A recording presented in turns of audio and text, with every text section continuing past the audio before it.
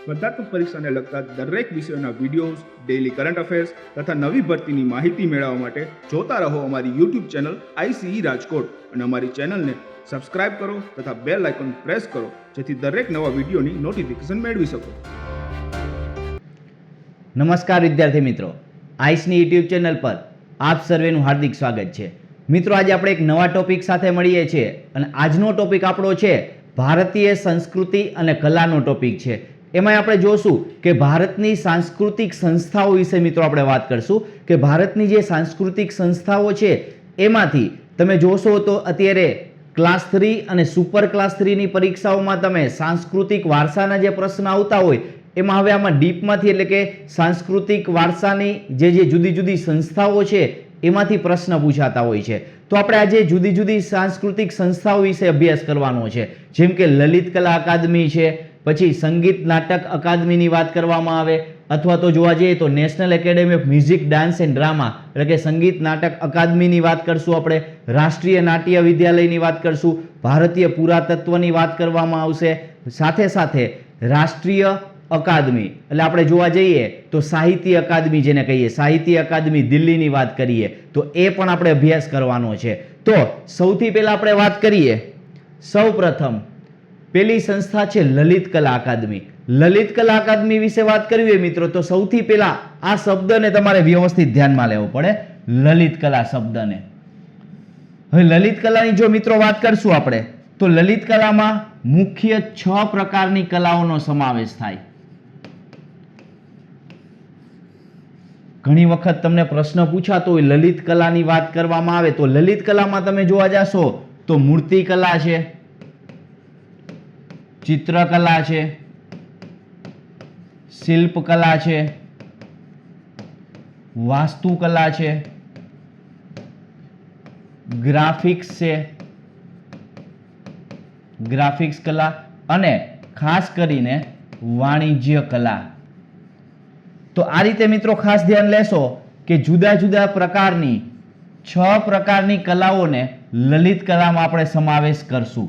તો ખાસ પ્રશ્ન ઘણી વખત તમને પૂછાતો હોય કે આ કલા છે એ કયા કલાનો ભાગ છે, તો તમે આ બધી કલાઓને લલિત કલાઓમાં સમાવેશ. હવે મૂર્તિ કલા એટલે શું થાય તો કે મૂર્તિ સાથે જોડાયેલી જે કલા છે એટલે કે મૂર્તિ બનાવટની જે કલાઓ છે એ બધીને આપણે મૂર્તિ કલા કહીએ છીએ. એમાં જુદા જુદા પ્રકારની જે છે એ પ્રકાર પડતા હોય છે.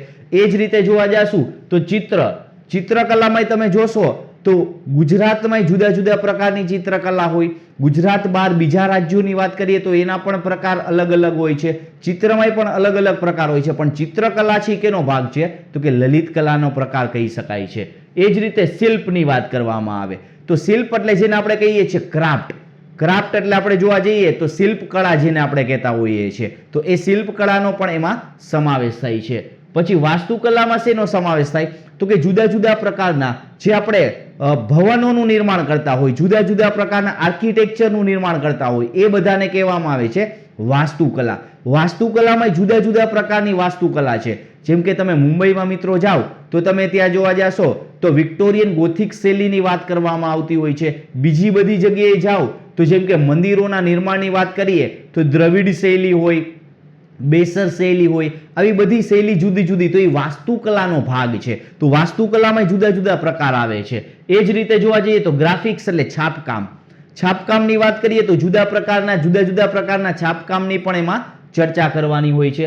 વાણિજ્ય એટલે જોવા જઈએ તો કે કોઈ પણ ધંધા રોજગાર હોય, એ ધંધા રોજગારની વાત કરીએ આપણે તો એના વેપારને લગતી નીતિઓ બનાવી, માર્કેટિંગને લગતી બધી બાબતોની ચર્ચા એ વાણિજ્ય કળામાં કરવામાં આવેલી છે. તો આ બધી કળાઓને આપણે એ લલિત કલામાં સમાવેશ કરી શકીએ છીએ. હવે આપણે જોવા જઈએ લલિત કલા અકાદમી વિશે મિત્રો તો લલિત કલા અકાદમીની સ્થાપનાની વાત કરીએ તો 1954ના વર્ષમાં 5 ઓગસ્ટના રોજ સ્થાપના થઈ હતી. હવે તમને ઘણી વખત પ્રશ્ન પૂછાતો હોય મિત્રો એના હેડક્વાર્ટરનો, તો એનું હેડક્વાર્ટર આવેલું છે રવિન્દ્ર ભવન, ન્યૂ દિલ્હી ખાતે આવેલું છે. રવિન્દ્ર ભવનમાં તમે જોવા જશો તો રાષ્ટ્રીય સાહિત્ય અકાદમી, લલિત કલા અકાદમી અને નાટક કલા અકાદમી આ અકાદમીના જે છે હેડક્વાર્ટરો આવેલા છે, એટલે કે હેડક્વાર્ટર આવેલું છે એનું નવી દિલ્હીમાં. તો ઘણી વખત તમને સિંગલ લાઈનનો પ્રશ્ન આવો પૂછાઈ જતો હોય મિત્રો કે લલિત કલા અકાદમીનું હેડક્વાર્ટર ક્યાં આવેલું છે? તો તમે એનો જવાબ વ્યવસ્થિત આપી શકો છો કે નવી દિલ્હીમાં આવેલું છે. સ્થાપનાના પ્રશ્ન બહુ આવા ફેક્ટ બેઝ પ્રશ્ન હવે નથી આવતા, પણ હેડક્વાર્ટરના પ્રશ્ન અને ખાસ કરીને વર્તમાનમાં એના અધ્યક્ષ કોણ છે એના પ્રશ્ન વધારે પૂછાતા હોય છે. ત્યારબાદ આપણે જોવા જઈએ આ સંસ્થા શું છે તો કે કેની અંડરમાં કામ કરે છે આ સંસ્થા લલિત કલા અકાદમી? તો તમે જોવા જશો આ બાબત કેની છે તો કે સાંસ્કૃતિક બાબત છે. તો તમારે એટલું યાદ રાખવાનું થશે કે જે બાબતો સાંસ્કૃતિક હોય એ બધી કેની અંડરમાં હોય છે તો કે સાંસ્કૃતિક મંત્રાલયની અંડરમાં આવે છે. તો કે કેના અંડરમાં આવે છે કે સાંસ્કૃતિક મંત્રાલયની અંડરમાં. પછી આપણે જુદી જુદી કલાની વાત કરી લીધી, આપણે કેવી કેવી કલા જો હોય એને પ્રોત્સાહિત કરવા માટેની કામગીરી આ સંસ્થા કરે છે. તો ઓલરેડી આપણે અગાઉ ચર્ચા કરી કે આ મુખ્ય 6 પ્રકારની કલાઓ છે એને પ્રોત્સાહિત કરવાનું કામ કેના દ્વારા થાય છે? લલિત કલા અકાદમી દ્વારા થાય છે. ત્યારબાદ આપણે જોઈએ મિત્રો નેક્સ્ટ.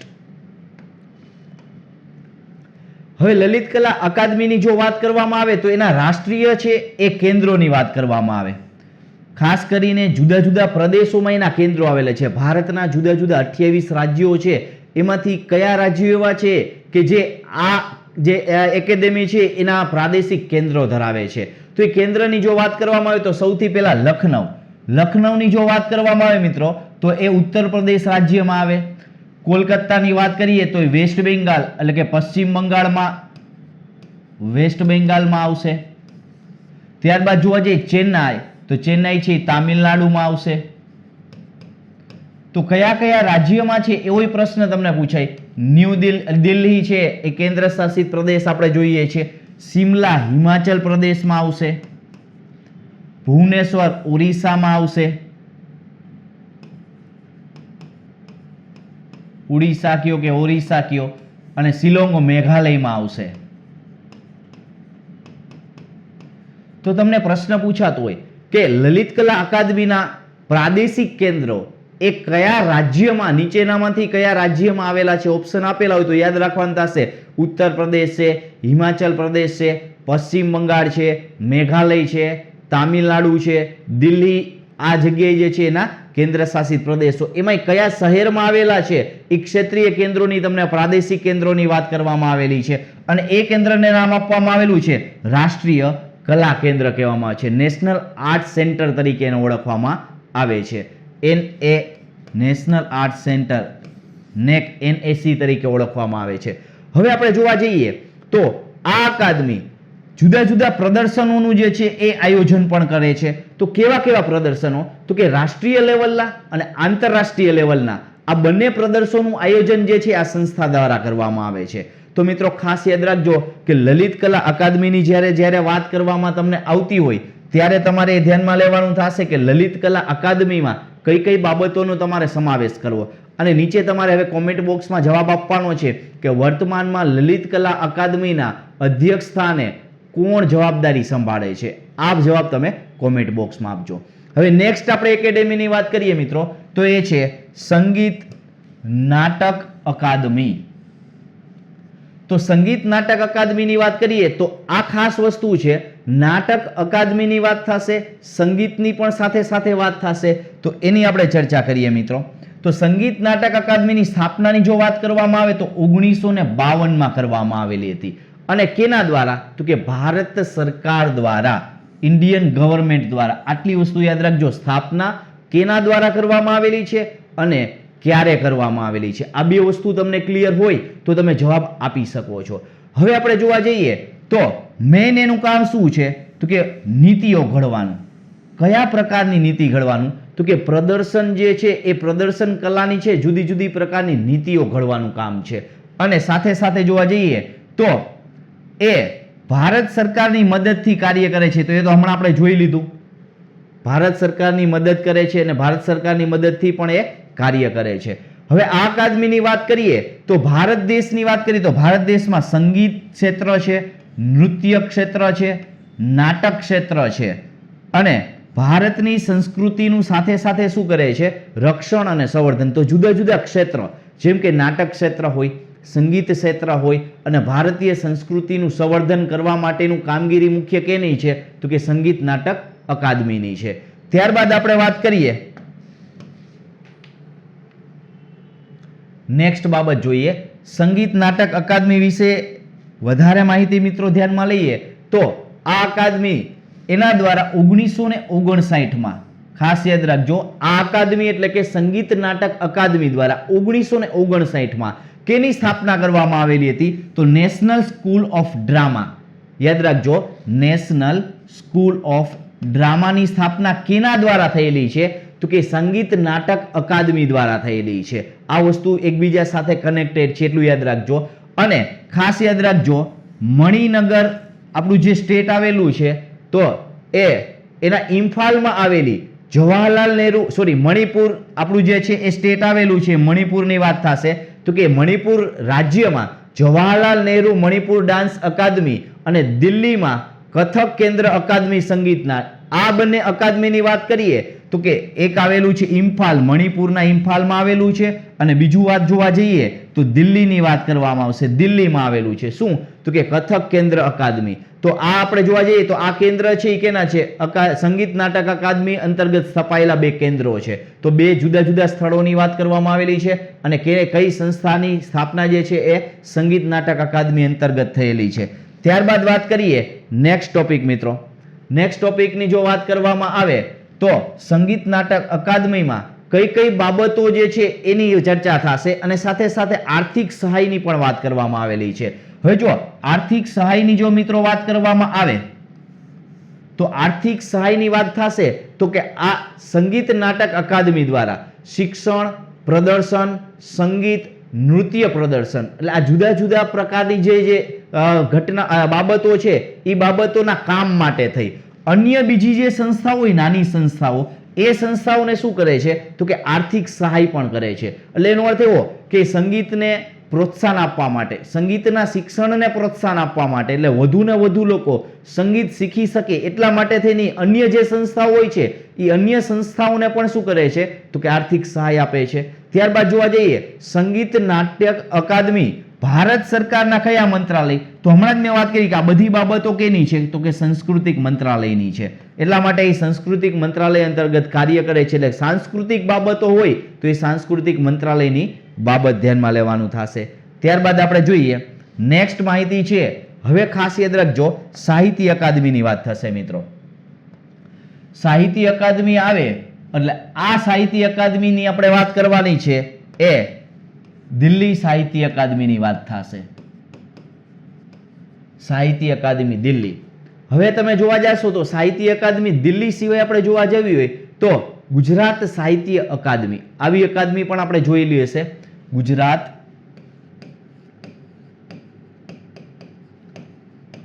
સાહિત્ય અકાદમી. હવે આની વાત કરીએ તો આની સ્થાપના કેના દ્વારા? તો કે ગુજરાત સરકાર દ્વારા થયેલી છે. એનું હેડક્વાર્ટર ક્યાં આવેલું છે? તો કે ગાંધીનગરમાં હેડક્વાર્ટર આપેલું છે. જોજો, સ્થાપનાની વાત થાય, હેડક્વાર્ટરની વાત થાય તો આ બે વસ્તુ ગુજરાત સાથે જોડાયેલી ગુજરાત સાહિત્ય અકાદમીની વાત થશે.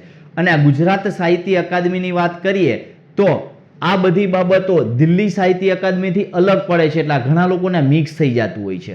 તો મિક્સ થવાને કારણે શું થાય છે કે બે વસ્તુ કન્ફ્યુઝ થતું હોય, એના કારણે યાદ રાખવામાં તમને તકલીફ પડતી હોય છે. તો હવે આપણે જોવા જઈએ, અત્યારે આપણે ચર્ચા કરવાની છે દિલ્હી સાહિત્ય અકાદમીની.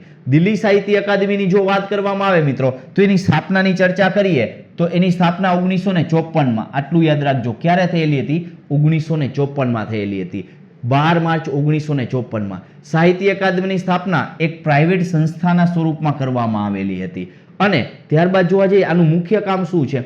તો ભારતની જે છે એ 22 માન્ય ભાષા ઉપરાંત બીજી 2 અન્ય ભાષા, એટલે ટોટલ 24 ભાષા છે, એ 24 ભાષાની સાહિત્યની બાબતો છે એ સાહિત્યને પ્રોત્સાહન આપવું.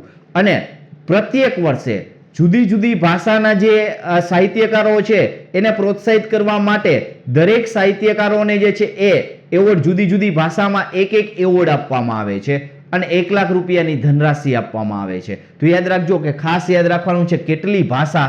તો 24 જે છે એ માન્ય ભાષાઓમાં યોગ્ય યોગદાન આપનાર વ્યક્તિને પુરસ્કાર આપવામાં આવે છે. હવે જો મિત્રો સાહિત્ય અકાદમીની વાત કરવામાં આવે તો ગુજરાતની પણ વાત થશે. ગુજરાતમાં સાહિત્ય અકાદમી દિલ્હીનો પુરસ્કાર, જ્ઞાનપીઠ એવોર્ડ અલગ છે મિત્રો. જ્ઞાનપીઠ એવોર્ડ અલગ છે, સાહિત્ય અકાદમી દિલ્હીનો એવોર્ડ અલગ છે. એટલે ઘણા લોકોને આઈ કન્ફ્યુઝન ન થવું જોઈએ. જ્ઞાનપીઠ એવોર્ડ આવે એટલે ઉમાશંકર જોશી છે, સાથે સાથે જોવા જાશો તો પન્નાલાલ પટેલ છે, રાજેન્દ્ર શાહ છે, આવા બધા નામ સાથે જોડાયેલા વ્યક્તિઓ હશે. એ જ્ઞાનપીઠ એવોર્ડની વાત થશે. પણ જ્યારે આ રાષ્ટ્રીય સાહિત્ય અકાદમી દિલ્હીની જ્યારે વાત કરવામાં આવે ત્યારે સૌથી પહેલો એવોર્ડની જો મિત્રો વાત કરવી હોય તો 1954માં કેને મળેલો હતો? તો કે મહાદેવભાઈ દેસાઈને. શેના માટે મળેલો હતો? તો કે એનું સાહિત્ય કૃતિ હતી મહાદેવભાઈની ડાયરી.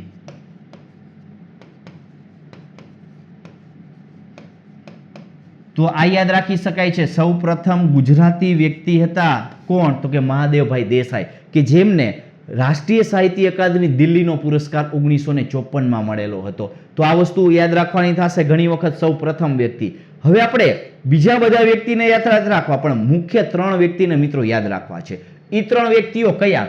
તો કે જેમને દિલ્હીનો સાહિત્ય પુરસ્કાર છે એ રિટર્ન કર્યો હતો, એટલે અસ્વીકાર કર્યો હતો. એટલે એનો અર્થ એવો કે ગુજરાતી સાહિત્યકાર એવા કયા છે કે જેને અસ્વીકાર કરેલો હોય, નોટ એક્સેપ્ટેડ. તો એવા 3 સાહિત્યકારો છે. એક 1969માં સ્વામી આનંદ દ્વારા આ પુરસ્કાર જે છે એ સ્વીકારવાની ના પાડી, એટલે કે અસ્વીકાર કરેલો હતો. ત્યારબાદ 1983માં સુરેશ જોશીએ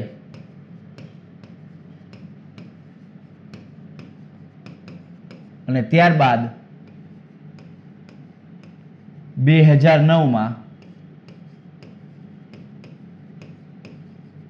શિરીષ મહેતા. તો તમે જોશો તો આ રીતે ટોટલ 3 વ્યક્તિ એવા છે કે જેને રાષ્ટ્રીય સાહિત્ય અકાદમી દિલ્હીનો પુરસ્કાર છે એ સ્વીકારવાની ના પાડેલી હતી. તો આ રીતે તમને ઘણી વખત તમને એક્સેપ્શનલ કેસના પ્રશ્ન તમને પૂછાતા હોય તો તમે વ્યવસ્થિત ક્લિયર કરી શકો છો. સૌપ્રથમ કયો હતો અને કેવું હતું. હવે આપણે આગળ વધારીએ કે આ સંસ્થાનું મુખ્ય કાર્ય શું છે. સંસ્થાની વાત કરવામાં આવે તો સંસ્થાનું મુખ્ય કાર્ય શું છે? તો પહેલી વસ્તુ એ છે કે આ સંસ્થા છે આખા ભારતની જુદી જુદી 24 ભાષાઓ છે એ દરેક સાહિત્યને પ્રોત્સાહન આપે છે. એટલે હવે શું થશે? ધારો કે તામિલ કે મલયાલમ ભાષા છે એ કેરળની જે છે એ રાજ્ય ભાષા છે, તામિલ ભાષા છે તામિલનાડુની રાજ્ય ભાષા છે. ઉદાહરણ તરીકે લઈએ કે આપણે મલયાલમ ભાષામાં કોઈ એવી સારી એવી જે છે એ નવલકથા હોય કે કવિતા જે હોય એ આપણે વાંચવી છે, તો આપણે વાંચી નથી શકતા કારણ કે આપણને મલયાલમ કે તામિલ કે કન્નડ કે આવી કોઈ બીજી ભાષાઓ આપણને ખ્યાલ નથી. તો શું થશે? તો કે આવી જુદી જુદી ભાષાઓમાં સારું એવું સાહિત્ય હોય તો એ બીજા વ્યક્તિની ભાષા જાણતા વ્યક્તિ પણ જાણી શકે એટલા માટે એ શું કરે છે? તો કે અનુવાદ કરે છે. સાથે સાથે શું કરે છે? એ પ્રકાશનનું કાર્ય પણ કરે છે. અને સંગોષ્ઠી કાર્યશીલીના માધ્યમથી, સંગોષ્ઠી એટલે શું થશે કે સામૂહિક ચર્ચા, સંગોષ્ઠી કાર્યશીલ એટલે એનું કામ જે છે એવું છે કે બધાને સાથે રાખીને કામ કરવાનું. તો એટલા માટે થઈ અને ભારતીય સાહિત્યને શું કરવાનું છે કે વધુ ને વધુ લોકો સુધી પહોંચાડવું. કારણ કે ઘણી વખત એવું થાય, ધારો કે સંસ્કૃત સાહિત્ય છે, જો એનો અનુવાદ આપણે ન કરીએ તો બધા લોકો એને જાણી નથી શકતા કારણ કે દરેક વ્યક્તિ સંસ્કૃત નથી જાણી શકતા. જેમ કે આપણે વાંચતા હોય કોઈ પણ જે છે એ આપણું શાસ્ત્ર વાંચતા હોય તો એ શાસ્ત્ર મૂળ આપણે જોવા જાશો તો સંસ્કૃત ભાષાનું હોય છે. તો એ સંસ્કૃત ભાષામાંથી આપણે જે છે એ ગુજરાતીમાં અત્યારે બુક જોવા જાવ તો જે લોકો વાંચતા હોય ગુજરાતી બુકો હોય તો અનુવાદ કરેલો હોય. તો આવી રીતે શું થશે? તો જુદા જુદા સાહિત્યની પણ અહીંયા સાહિત્ય અકાદમીની ચર્ચા કરવામાં આવે છે. ત્યારબાદ આપણે વાત કરીએ મિત્રો નેક્સ્ટ બાબતમાં, તો સાહિત્ય અકાદમી આ સંસ્થાની જો વાત કરવામાં આવે તો એની પહેલા ફેલોશિપની વાત કરવામાં આવે છે. તો પહેલી વસ્તુ એ છે ફેલો એટલે શું છે? તો કોઈ વ્યક્તિને સન્માન આપવું હોય, આ સંસ્થા દ્વારા કોઈ વ્યક્તિને શું આપવામાં આવે? સન્માન આપવું હોય તો એ આપવા માટે શું કરવામાં આવે છે? એની ફેલો તરીકે પસંદગી કરવામાં આવે છે. યાદ રાખજો, ફેલો એટલે શું? સન્માન આપવા માટે વ્યક્તિની પસંદગી ફેલો તરીકે કરવામાં આવે છે. તો આ રીતે એમ કહે છે કે સાહિત્ય સંસ્થામાં આ સંસ્થા દ્વારા સાહિત્યમાં ઉમદા પ્રદાન કરનાર જે વ્યક્તિ છે એ વ્યક્તિને સાહિત્ય અકાદમી શું કહે છે? ફેલોશિપ અથવા તો પ્રેમચંદ ફેલોશિપ એવોર્ડ પ્રદાન કરે છે. યાદ રાખજો, આ પ્રશ્ન આવે કે પ્રેમચંદ ફેલોશિપ એવોર્ડ કોના દ્વારા આપવામાં આવે છે? તો કે એ રાષ્ટ્રીય અકાદમી સાહિત્ય અકાદમી દ્વારા દિલ્હી દ્વારા આપવામાં આવે છે. તો આ બે વસ્તુ ઘણી વખત તમને ખ્યાલ હોવી જોઈએ કે ફેલો એટલે શું છે, તો કે વ્યક્તિને સન્માન આપવા માટે પસંદ કરવા. હવે આ સંસ્થાની વાત કરીએ તો આમાં પણ રાષ્ટ્રીય છે અને આંતરરાષ્ટ્રીય સમારોહનું પણ આયોજન કરે છે. ત્યારબાદ આપણે જોવા જઈએ તો જુદા જુદા પ્રકારની 4 પત્રિકાઓ બહાર પાડવામાં આવે છે. આ સંસ્થા દ્વારા પત્રિકાઓનું પણ જે છે એ પ્રકાશન કરી અને બહાર પાડવામાં આવે છે. તો વાત કરી મિત્રો આપણે કઈ સંસ્થાની? તો કે રાષ્ટ્રીય સાહિત્ય અકાદમી સંસ્થા. અને હેડક્વાર્ટરની વાત કરીએ તો નવી દિલ્હી ખાતે એનું હેડક્વાર્ટર આવેલું છે. હમણાં વાત કરી કે રવિન્દ્ર ભવનમાં જેનું હેડક્વાર્ટર આવેલું છે. અને ગુજરાત સાહિત્ય અકાદમીની પણ વાત કરી, એ ગુજરાત સાહિત્ય અકાદમી પણ કેવી છે? અલગ છે. એની વાત કરી હેડક્વાર્ટર ગાંધીનગરમાં આવેલું છે, સ્થાપના ગુજરાત સરકાર દ્વારા.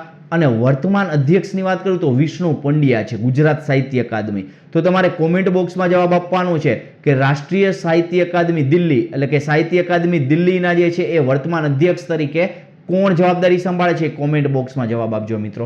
ત્યારબાદ આપણે નેક્સ્ટ વાત કરીએ. હવે નાટક વિદ્યાલયની વાત થશે. રાષ્ટ્રીય નાટક વિદ્યાલય. જો રાષ્ટ્રીય નાટક વિદ્યાલયની જો મિત્રો વાત કરવી હોય તો આ મુખ્ય બાબત કેની સાથે જોડાયેલી છે? તો કે નાટક સાથે જોડાયેલી બાબત છે. હવે નાટક શબ્દ આવે એટલે મિત્રો આ વસ્તુ આવશે એ ફિલ્મ જગત સાથે. હવે તમે જોવા જશો તો ફિલ્મ જગત હવે આવ્યું, પહેલા શું હતું? આવી જુદી જુદી નાટક મંડળીઓ હતી. જુદા જુદા પ્રકારની વાત કરીએ, જેમ કે નાટક મંડળી સિવાયની વાત કરીએ તો અલગ પ્રકારની વાત કરીએ તો ભવાઈના વેશ પણ હતા. તો આવા જુદા જુદા પ્રકારનું અલગ હતું. ભવાઈ છે, નાટક મંડળી છે, એ રીતે. તો આ વાત છે રાષ્ટ્રીય નાટક વિદ્યાલયની વાત છે. હવે એની જો વાત કરીએ મિત્રો તો રાષ્ટ્રીય નાટક વિદ્યાલય એટલે કે નેશનલ સ્કૂલ ઓફ ડ્રામા જેને કહેવામાં આવે છે, એ વિશ્વની સૌથી અગ્રણી ગણી સંસ્થા છે. તો કે વિશ્વમાં આપણે જોવા જઈએ તો એક સૌથી મહત્વની સંસ્થા તરીકે પણ કાર્ય કરે છે સમગ્ર વિશ્વની વાત કરીએ. હવેની સ્થાપનાની વાત કરીએ તો 1975માં સ્વતંત્ર સંસ્થાના સ્વરૂપમાં એની સ્થાપના કરવામાં આવી હતી. હવે આ વાત કરીએ કે આના એકમ કેટલા છે મિત્રો? તો 2 એકમ છે. એક એકમની વાત કરીએ તો રંગમંડળ છે અને બીજું વાત કરીએ થિયેટર ઇન એજ્યુકેશન કંપની તરીકે. એટલે આ બે એના જે છે એ એકમો છે. તો વાત કરીએ છે રાષ્ટ્રીય નાટ્ય વિદ્યાલય. હવે આ ઉપરાંત આપણે જો ઘણી વખત મિત્રો વાત કરવી હોય તો ઘણી વખત તમને પ્રશ્ન પૂછાતા હોય છે. તો આના પ્રશ્ન આ જ રીતે પૂછાતા હોય છે. એનું હેડક્વાર્ટર ક્યાં આવેલું છે? તો કે એનું હેડક્વાર્ટર એ મિત્રો દિલ્હી ખાતે આવેલું છે. વાત કરીએ તો વર્તમાનમાં એના અધ્યક્ષ કોણ છે? તો વર્તમાનમાં અધ્યક્ષ પરેશ રાવલ એની જવાબદારી સંભાળે છે, જે આપણે ઘણી ફિલ્મોમાં એનો રોલ જોયેલો હોય. સાથે સાથે અત્યારે જે છે એ રાજકારણમાં પણ સારું એવું મહત્વ છે. તો આ વ્યક્તિ અત્યારે અધ્યક્ષ તરીકે એટલે નાટ્ય વિદ્યાલયના અધ્યક્ષ તરીકે જવાબદારી સંભાળે છે. હવે આપણે જોવા જઈએ બીજો આપણે વિભાગની વાત કરી, જુદા જુદા 2 એકમ. એમાં બીજો એકમ વાત કરી કયો? તો કે થિયેટર એજ્યુકેશન કંપનીની વાત કરી. તો એની સ્થાપના જો મિત્રો જોવી હોય તો 1989માં થયેલી હતી, ઓક્ટોબર માસમાં કરવામાં આવેલી હતી. હવે જોવા જઈએ પ્રકાશન વિભાગની, વિદ્યાલયનું પ્રકાશન વિભાગ. તો એના દ્વારા જુદી જુદી પત્રિકાઓ કેને લગતી? તો કે નાટકોને લગતી પત્રિકાઓ છે એ પત્રિકાઓનો પ્રકાશિત કરવામાં આવે છે. તો આનું મુખ્ય કામ શું છે? કે નાટકોની જે છે પત્રિકાઓનું પ્રકાશિત કરવામાં આવે છે. અને જુદા જુદા 2 વિભાગની વાત કરી. હવે વાત કરીએ જુદા જુદા સમારોહનું આયોજન થાય છે આ વિદ્યાલય દ્વારા આયોજન થાય છે. કેવું? તો કે રંગ મહોત્સવનું આયોજન થાય છે. પછી જોવા જઈએ તો બાલ સંગમનું આયોજન થાય છે. પછી જોઈએ તો જન એ બચપનનું આયોજન થાય છે. પૂર્વોત્તર નાટ્ય સમારોહ. હવે જો મિત્રો પૂર્વોત્તરની વાત આવે તો ટોટલ 8 રાજ્યોનો અત્યારે સમાવેશ કરવાનો છે. તમને ખબર જ છે કે 7 રાજ્યો તમે જોવા જશો તો ભારતના આ વિસ્તારના જે 7 રાજ્યો છે એ 7 રાજ્યોનો સમાવેશ થાય છે.